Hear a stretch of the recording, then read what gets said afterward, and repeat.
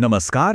ચાલો આજે આપણે એક એવી અદ્ભુત યાત્રા પર જઈએ જ્યાં આપણે ભગવાન ગણેશના 8 સૌથી પ્રમુખ અને શક્તિશાળી સ્વરૂપોના દર્શન કરીશું. જી હા, આપણે વાત કરી રહ્યા છીએ અષ્ટવિનાયક યાત્રાની.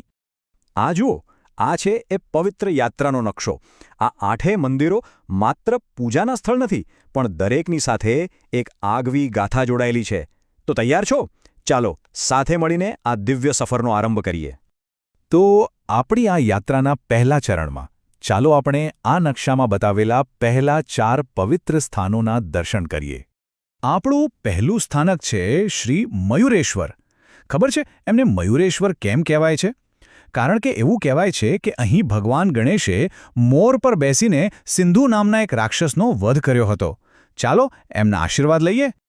ગણપતિજીનું આ ભવ્ય સ્વરૂપ મોરગાંવમાં બિરાજમાન છે. અને હા, આ એ જગ્યા છે જ્યાંથી આ પવિત્ર યાત્રા શરૂ થાય છે અને અહીં જ પાછી પૂરી પણ થાય છે. હવે આપણું બીજું સ્થાનક શક્તિશાળી સિદ્ધિવિનાયક. સિદ્ધિ એટલે સફળતા. એવી માન્યતા છે કે અહીં ખુદ ભગવાન વિષ્ણુએ સિદ્ધિઓ પ્રાપ્ત કરી હતી, એટલે જ આ સ્થાન સિદ્ધિવિનાયક કહેવાયું. આ મંદિર સિદ્ધ ટેકમાં એક ટેકરી પર આવેલું છે અને અહીંની એક બહુ જ ખાસ વાત, આ 8 મંદિરોમાં આ એકમાત્ર એવા ગણપતિ છે જેમની સૂંઢ જમણી બાજુ વળેલી છે. આપણું ત્રીજું સ્થાનક છે બલ્લાળેશ્વર. આ એક એવું અનોખું મંદિર છે જેનું નામ ભગવાન પર નહીં, પણ એમના એક પરમ ભક્ત બલ્લાળના નામ પરથી રાખવામાં આવ્યું છે. બલ્લાળની ભક્તિ જોઈને ગણેશજી અહીં હંમેશ માટે સ્થાયી થઈ ગયા. આ મંદિર પાલીના એકદમ શાંત અને હરિયાળા વાતાવરણમાં આવેલું છે. અહીં આવતા ભક્તોને એક અલગ જ શાંતિનો અનુભવ થાય છે.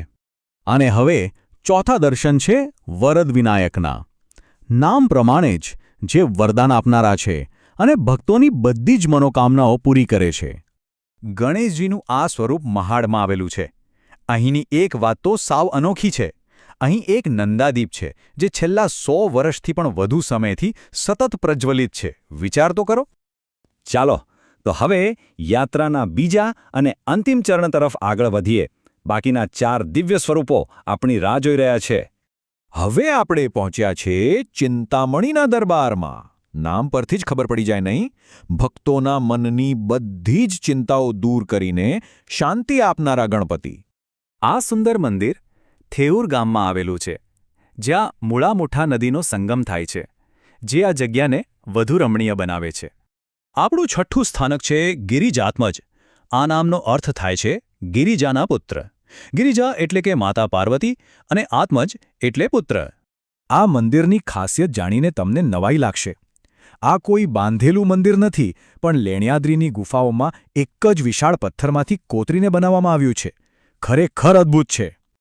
આગળ આપણે દર્શન કરીશું વિઘ્નેશ્વરના.